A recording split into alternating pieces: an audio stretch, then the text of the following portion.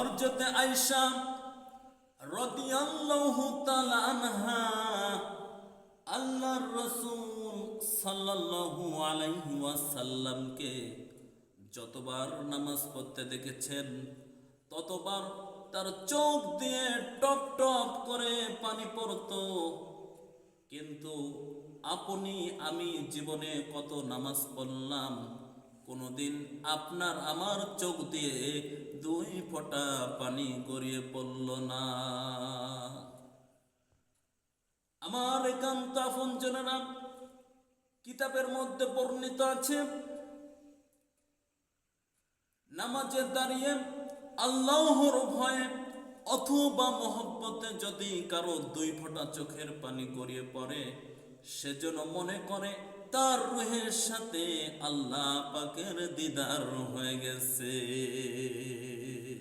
জোরে বলেন সুবহানাল্লাহ।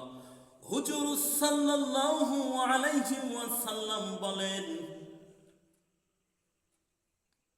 তিন প্রকার চোখের জন্য দোজখের আগুন হারাম হয়ে যাবে। কয় প্রকার চোখের জন্য? তিন প্রকার চোখের জন্য দোজখের আগুন হারাম হয়ে যাবে। এক নম্বর হলো যেই চক্ষু আল্লাহর ভয়ে কাঁদে। দ্বিতীয় নাম্বার যেই চক্ষু আল্লাহর রাস্তায় জাগ্রত থাকে। তৃতীয় নাম্বার ওই চক্ষু যেই চক্ষু হারাম বস্তু দর্শন হতে নিজকে ফিরাইয়া রাখে।